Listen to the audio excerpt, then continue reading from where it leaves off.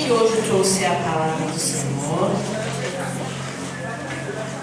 Glórias a Deus. Eu gostaria que você abrisse, primeiramente, no livro de Êxodo, capítulo 3.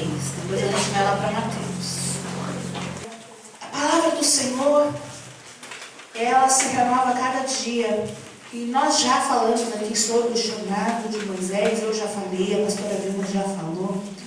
Mas algo me chamou a atenção nesta palavra de forma diferente quando eu orei e eu fui ler essa palavra. E algo me chamou a atenção e eu gostaria que você prestasse bastante atenção, amém? É quando o Senhor, ele aparece ali para Moisés, né?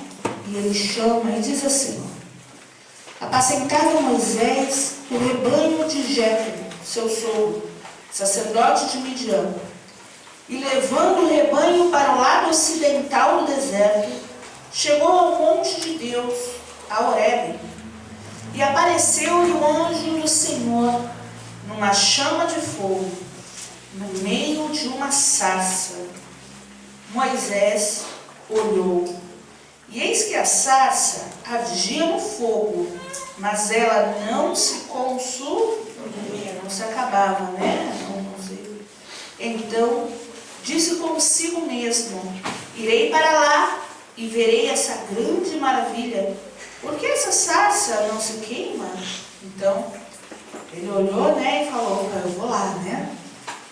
E aí ele pensou com ele, mas o Senhor, né, vendo o Senhor que ele se voltava para ver, Deus no meio da sarça o chamou e disse: Moisés, Moisés. E ele respondeu: e Deus continuou: não te chegue para cá e tira a sandália dos pés, porque o lugar em que estás é terra santa. E disse mais: eu sou o Deus de teu pai, o Deus de Abraão, o Deus de Isaque, o Deus de Jacó. Moisés escondeu o rosto, porque temeu olhar a Deus. E disse ainda ao Senhor: certamente vi a aflição do meu povo que está no Egito, e ouvi o seu clamor por causa dos seus exatores. Conheço-lhe o sofrimento, por isso desci, a fim de livrá-lo da mão dos egípcios e para fazê-lo subir daquela terra a uma terra boa e ampla, terra que mana leite e mel, o lugar do cananeu, do heteu, do amorreu, do ferezeu, do heveu e do jebuseu. Pois o clamor dos filhos de Israel chegou até mim, e também vejo a opressão com que os egípcios os estão oprimindo. Vem agora, e eu te enviarei a Faraó, para que tires o meu povo, os filhos de Israel, do Egito. E então respondeu Moisés a Deus: quem sou eu para ir a Faraó e tirar do Egito os filhos de Israel? Dá uma paradinha. O que me chamou muita atenção, igreja, quando eu li essa passagem, é o fato de que Deus fala: Moisés, Moisés, lá na sarça. Qual é a resposta de Moisés? Eis-me aqui. Então, quando Deus chamou ele lá na sarça, a resposta de Moisés foi uma resposta imediata. Imediatamente ele disse: eis-me aqui. Como se deve ser realmente, né? Nesse propósito, nós estamos aprendendo isso, que quando Deus nos chama, nós precisamos dizer o quê? Eis-me aqui. Só que quando ele disse eis-me aqui, ele ainda não sabia no que o Senhor o haveria, né, chamado. Ele não sabia, não conhecia o seu chamado. Ele só ouviu Deus o chamar. Mas ele não sabia para quê. Qual era o chamado. Então Deus explica para ele, fala para ele: olha, eu tenho visto o sofrimento do meu povo. visto os opressores, né, oprimindo ao meu povo.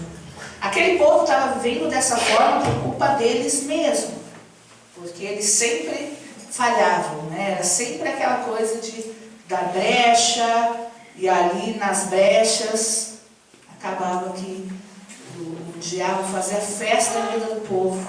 Só que o clamor do povo ali chegou até Deus, e Deus decidiu fazer o quê? A Bíblia diz que ele desceu. Você vê que a palavra do Senhor, ela fala anjo com letra maiúscula. Veja que o próprio Senhor, ele o quê? Desceu do céu. O próprio Senhor desceu para resolver o problema de quem? Do povo. Para resolver o problema do povo ali que estava aflito. Isso é muito forte, porque às vezes a gente passa por algum tipo de problema, e o primeiro sentimento que a gente tem é um sentimento de solidão, é um sentimento de estou sozinho, é um sentimento de e agora? Como eu vou passar por isso? Ou até mesmo aquele sentimento de falar, poxa, será que Deus não está vendo essa situação, essa humilhação? Pois bem, o Senhor está, e Ele está pronto a nos ajudar sempre que nós clamarmos, sempre que nós desejarmos buscar, nos arrepender do mau caminho. Ele está ali, Ele está pronto. Veja que nessa ocasião é muito forte, porque Ele diz que Ele desceu do céu. Ele desceu, Ele foi até lá para resolver o problema.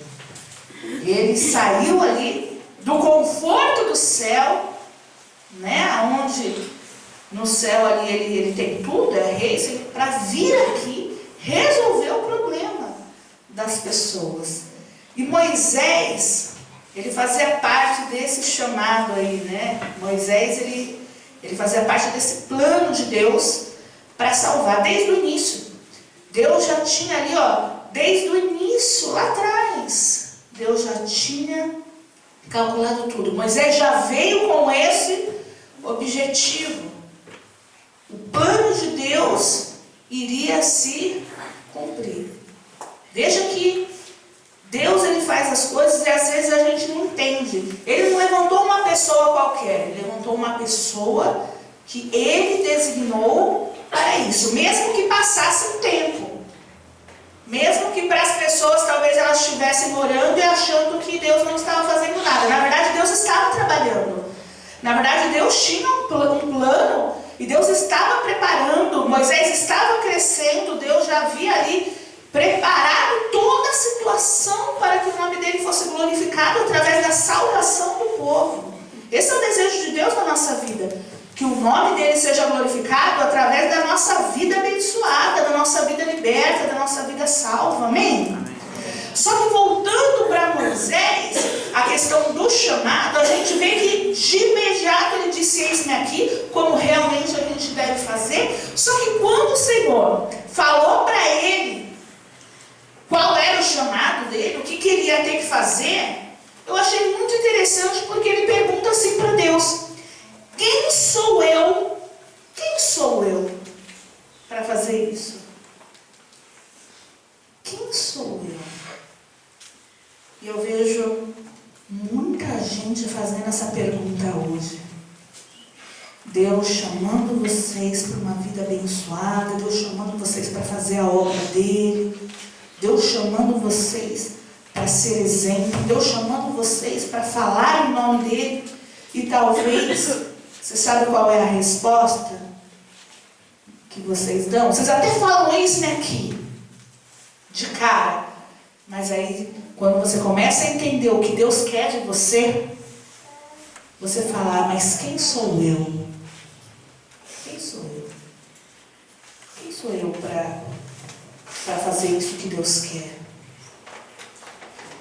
E qual é a resposta que você quer quando você pergunta quem sou eu?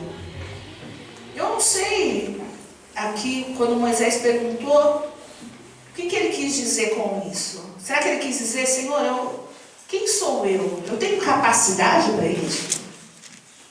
Será que Moisés falou, Senhor, mas As minhas qualidades são suficientes para isso? Senhor, mas será que eu sou inteligente para isso? Senhor, quem sou eu? Será que eu sou forte para passar por isso, enfrentar Faraó? Quem sou eu?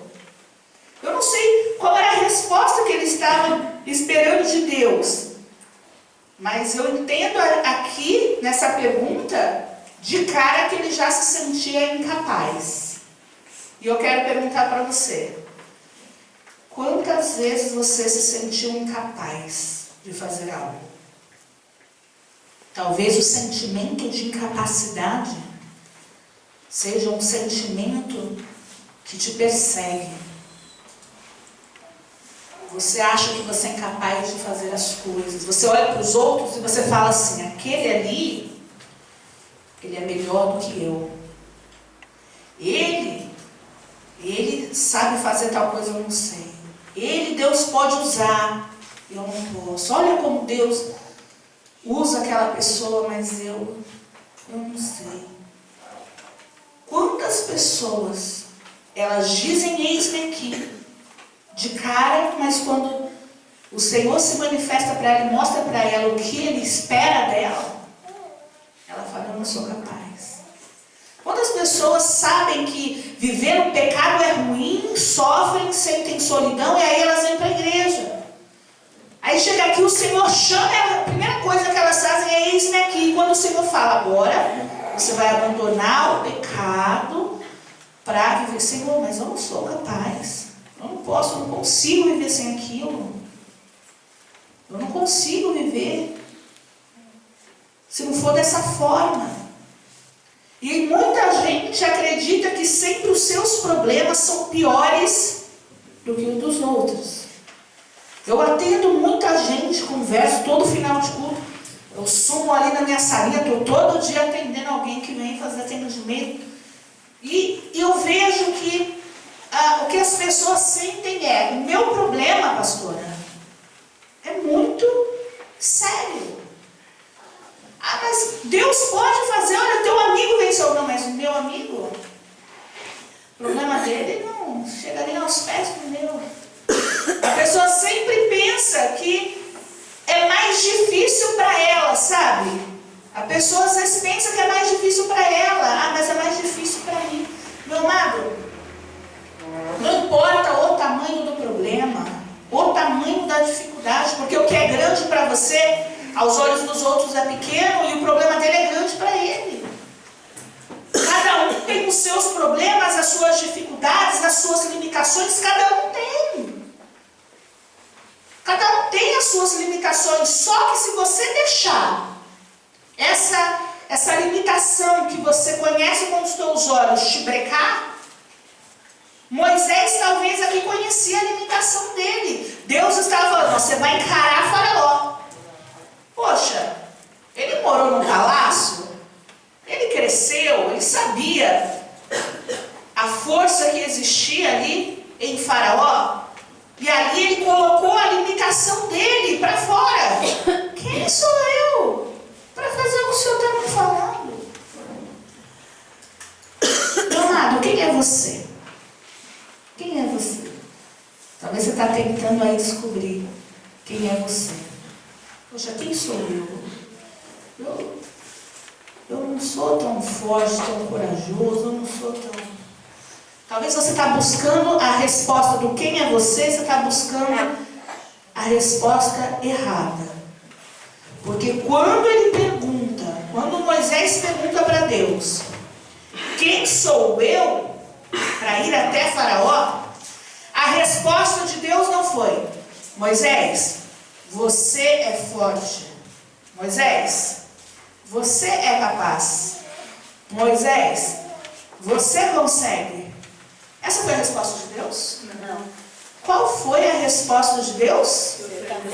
Eu sou contigo. Meu amado, não importa quem você é. Importa quem vai com você, quem está com você. Quando eu digo que não importa quem você é, eu não estou te diminuindo. É lógico que A gente sempre fala, você vai vencer, você vai conseguir, porque a Bíblia nos impulsiona a isso. Mas entenda que é para você convencer a sua consciência, que te convence aí de que você é limitado, de que você não é capaz, de que você... É para você convencer a tua consciência de que não depende de você. Depende de Deus. Se Deus te chamou, você está aqui nesta manhã, amém? Deus te chamou para estar aqui nesta manhã. Então, ouça o que Deus está te falando. Se Deus, Ele te chamou. Se Deus, Ele te chamou para a obra dEle. Não importa que Satanás fale no seu ouvido que você não vai conseguir. Não importa o que o diabo quiser lançar, que você é incapaz. Não importa o que o diabo quiser falar.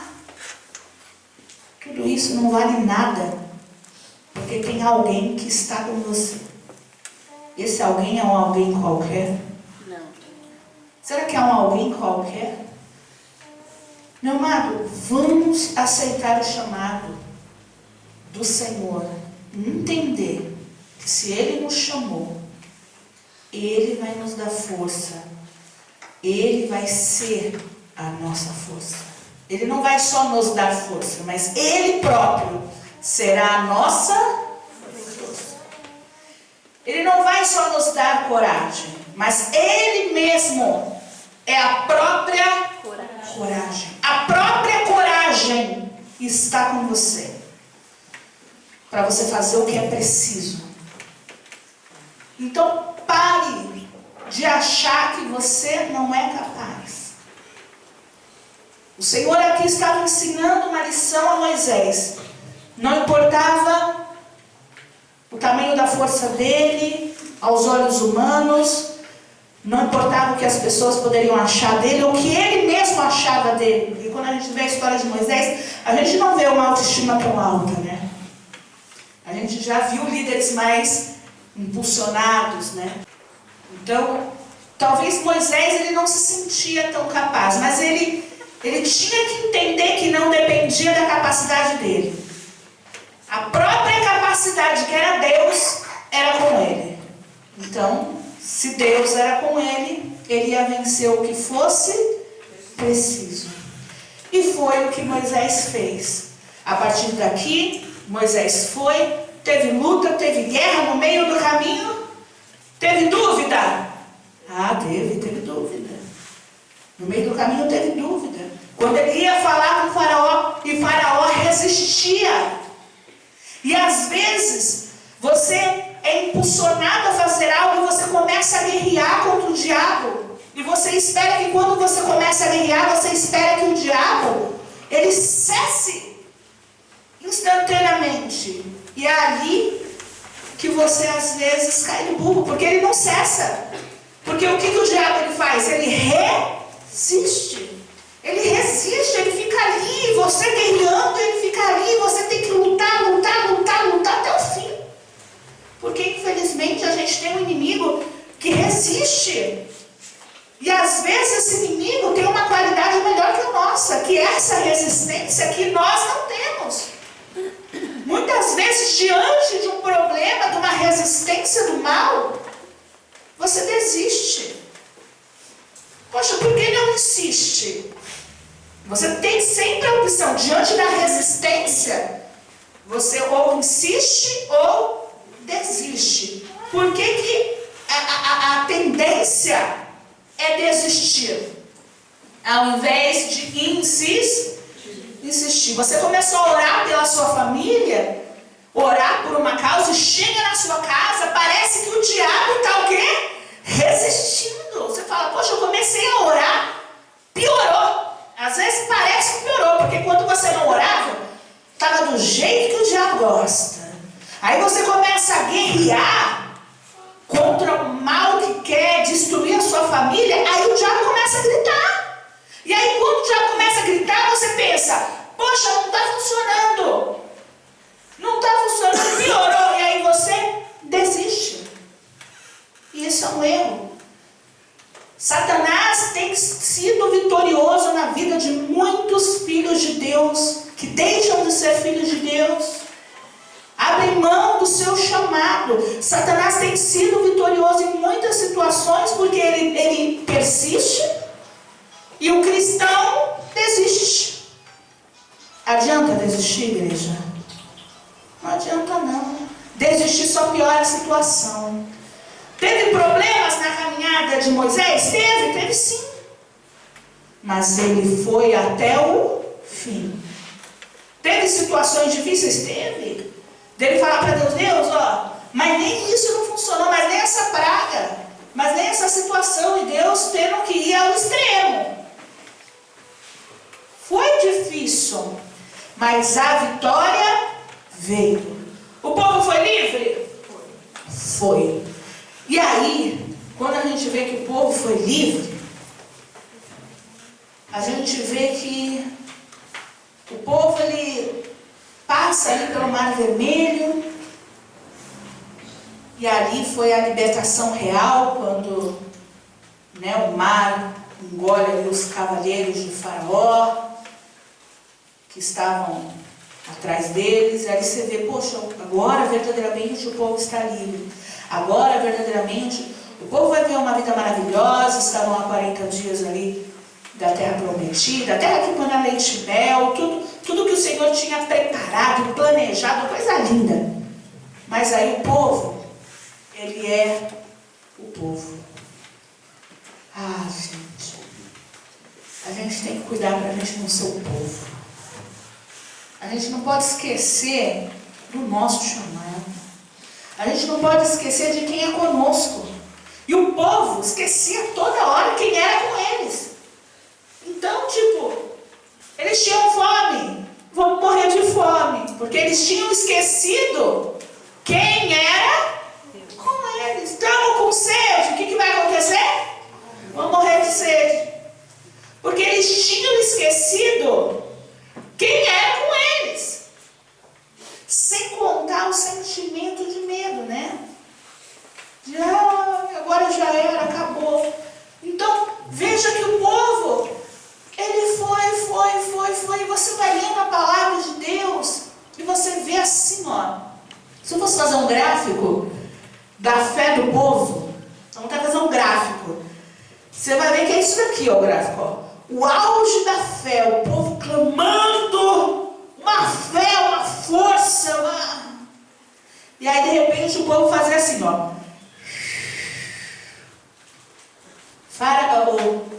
Moisés se ausentou um pouquinho para poder orar, falar com Deus. Olha o povo onde estava.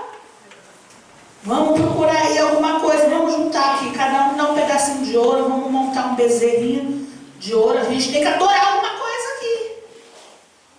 Se esqueceram de quem libertou, quem era com eles. Eles precisavam olhar alguma coisa para falar, tá vendo esse vidro? Esse vidro vai me salvar.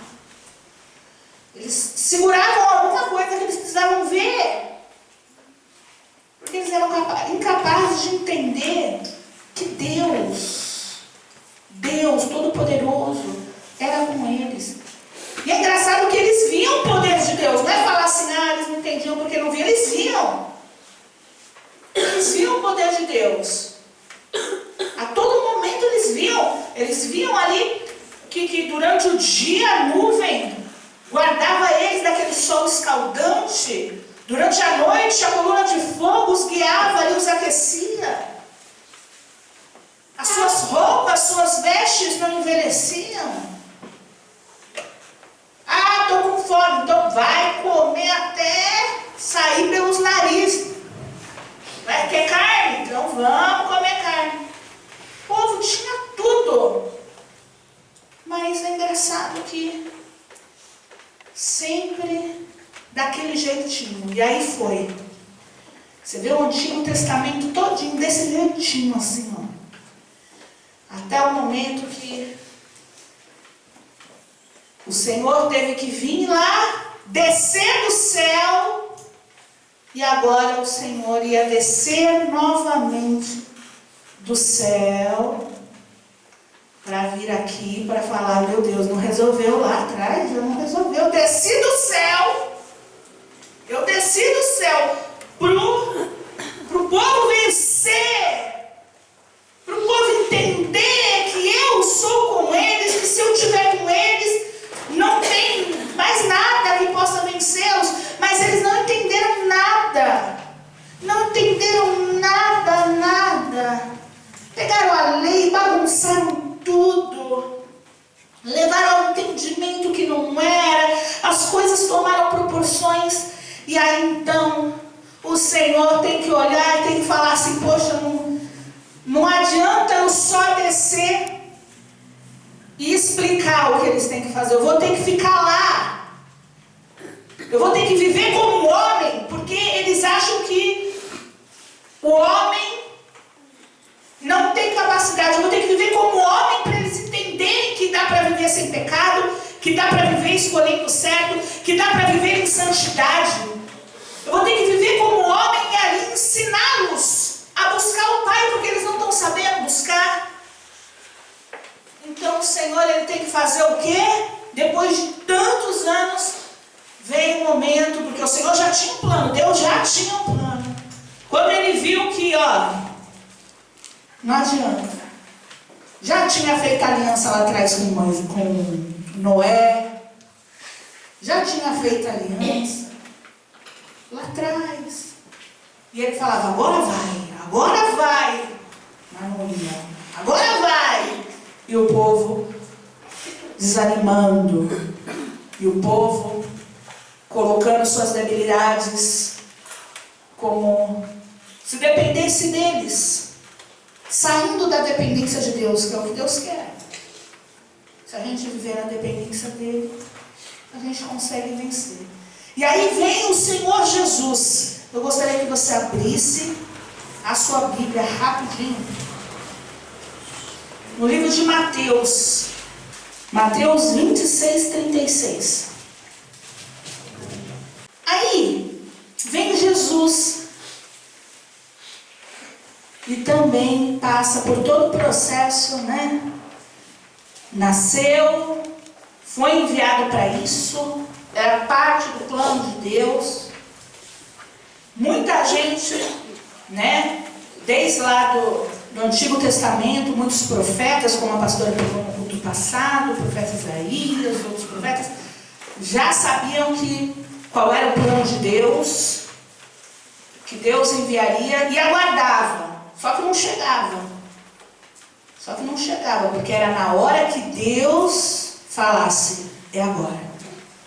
As coisas não é no nosso tempo, é na hora que Deus fala, é agora. Às vezes a gente quer mandar em Deus, né? Quer que as coisas sejam no nosso tempo. Em nenhum momento o profeta falou, mas tem que ser agora. A terra está perdida. Deus falou, não, vai ser na hora certa. Na hora certa o Senhor Jesus foi enviado. Na hora certa ele desceu do céu e veio cumprir o chamado dele. E aí que entra agora você entender a dificuldade que foi para Jesus. Porque como a gente já pegou esses dias, o Senhor Jesus, ele disse sim para o chamado dele de descer. Ele disse sim para esse chamado de descer e pagar no nosso lugar. Por algo que ele não fez, mas que ele sabia que nós não tínhamos condições alguma de se limpar sozinho. Sabe um neném? Quem já viu um neném? Nenenzinho, já viu um nenenzinho? Ele consegue se limpar sozinho? Não consegue. Quando ele se suja, ele depende de que alguém vá lá e faça aquilo. Um neném, ele consegue caminhar sozinho? Não consegue.